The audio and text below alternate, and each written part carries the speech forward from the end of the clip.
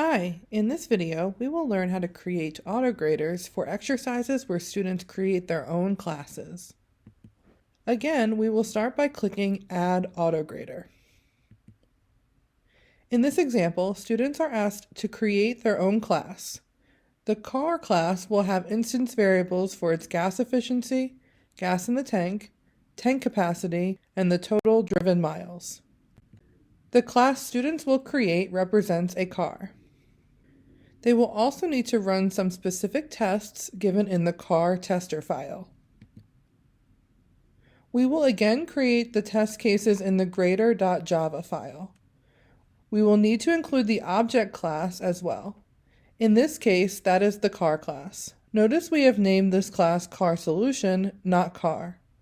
This will ensure the student driver will instantiate an object using their own car class.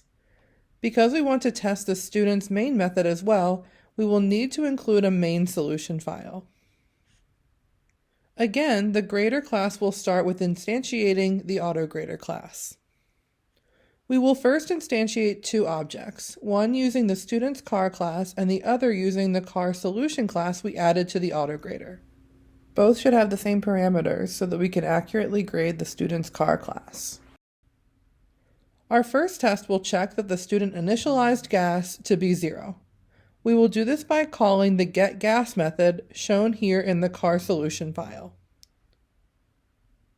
We can use the assert_equal method to check that the student's getGas method returns 0 when calling on the car object we instantiated above. Note that we could have called the getGas method on the echoSolution object instead of using 0.0 as the third parameter in this test. Next, we will test the addGas method shown here in the car solution file. Here we have two tests for the addGas method.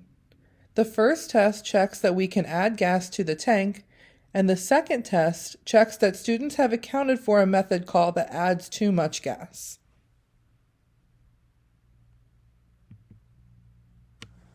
There are several other methods in the car class that we can test in this same way. These tests will be provided in the notes following this video. Let's move on to test the student's main method. First, we'll want to clear the output by calling the clearOutput method on the Autograder. Because this is not the first test we have run, we need to ensure we are not testing with previous input. Next, we can call the student's main method and save the trimmed output from both their car and car tester files as strings.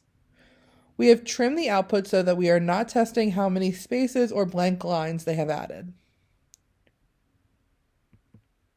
We'll repeat the process for the solution files. First, clear the output, then call the main method of the solution file, and then save the trimmed outputs of both the car class solution and the tester solution file as strings. Now that we have saved the outputs as strings, we can create our tests. First, we'll check the output for the car methods. Notice that we are testing to see if the strings output and expected are equal. Next, we'll check the output from the main method. This is where students were expected to call specific methods to show that they worked as intended. Notice that we are testing to see if the strings main output and main expected are equal. As always, the last line of the code should be a print of the Autograder. Remember that we only need to print once, regardless of how many test cases we have created. Now it's your turn to create an Autograder that checks students' classes.